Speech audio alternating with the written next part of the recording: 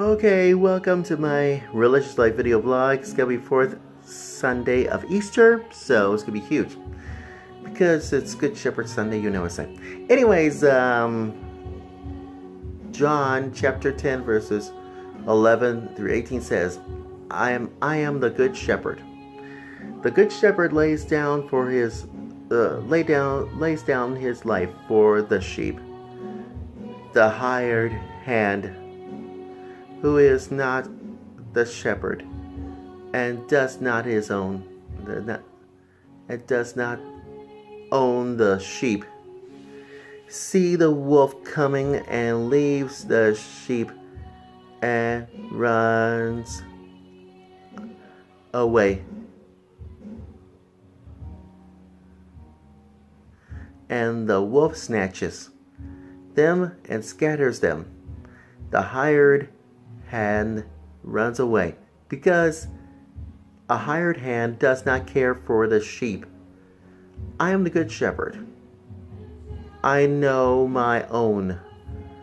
I know my own, and my own know me, just as the Father knows me. And you know this. And I know the Father, and I lay down my life for the sheep.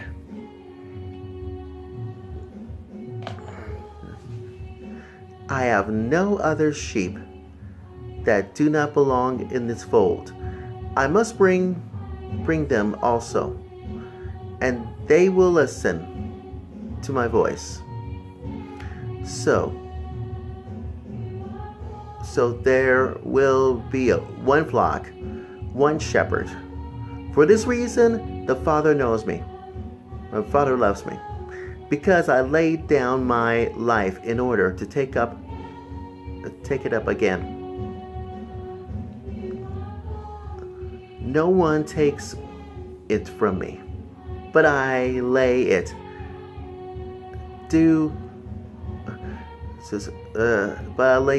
down of my own accord. I have power to lay it down. I have power to take it up again. I received this command from my Father. And you know,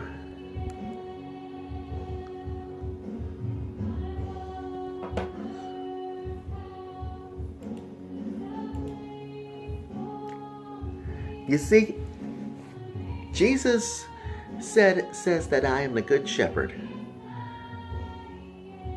And I am saying that like the others, ultimately concerns, this is the huge issues of life. He has just promised life to the full. And he now says this comes through his death.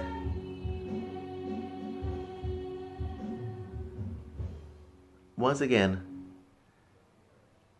he started, that's why he started with a familiar image. Because in his audience life, since shepherds commonly had to deal with the problem of wild animals. You see, that's why Mother Pike says, Mother Diane Pike says a huge sermon this morning at my church. She's talking about a good shepherd and all the wild animals up in New Zealand. Well, I have no clue whatsoever. I have just a huge story. But she's talking about the shepherd, about this one, because everything else has to deal with the problem of wild animals. And that's why a good shepherd, one who is worthy of admiration, and everybody wants to risk his life to protect the sheep, but Jesus doesn't merely risk his life. He consciously gives his life for the sake of his sheep.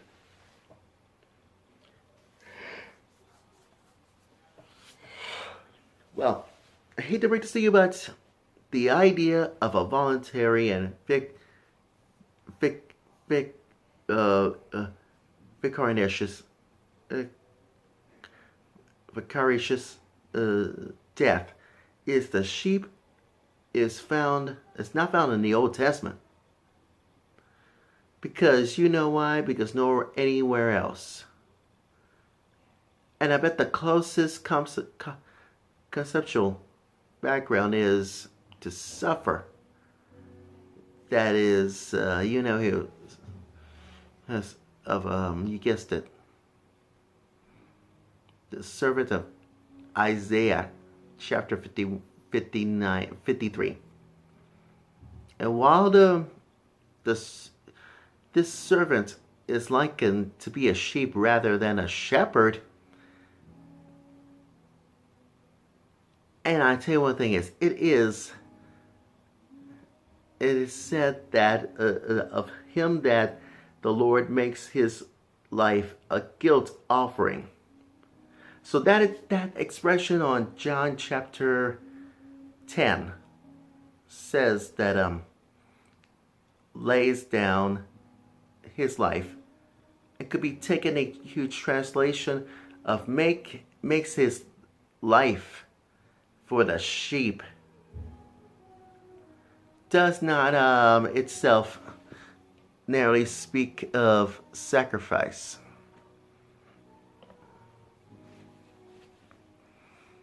But in John but in John it does.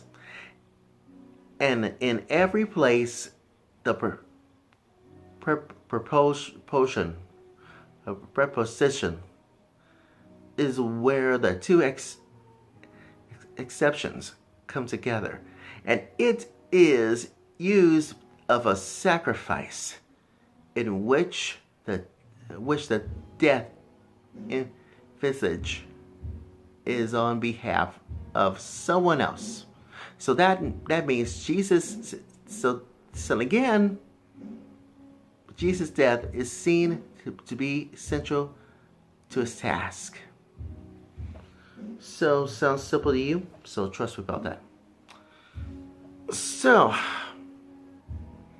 I'm not going to read it all of it because it's too long. Let's try to make it short because this is what happens. About Jesus is always the good shepherd. Because each of these efforts touched on the themes. But what does it mean that the reason that the Father loves the Son is that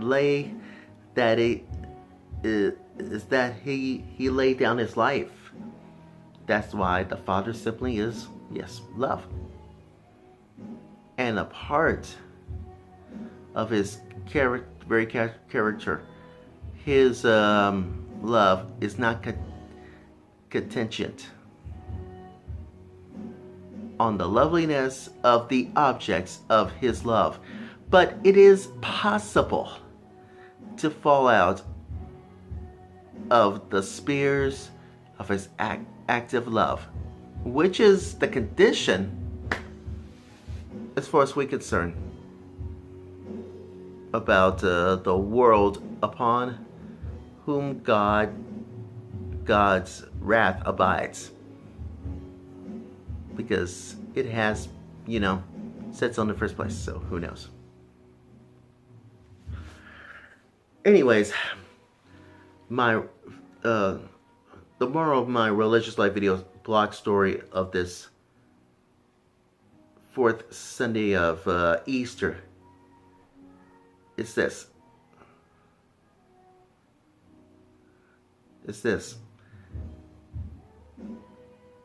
Such obedience is the expression of love. and the condition for intimacy.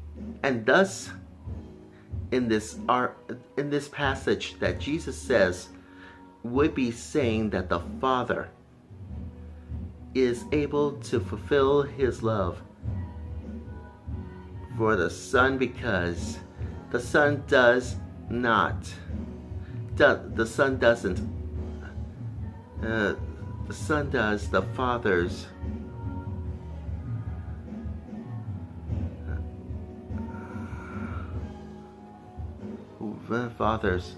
will. And in this way, the commentators are being suggested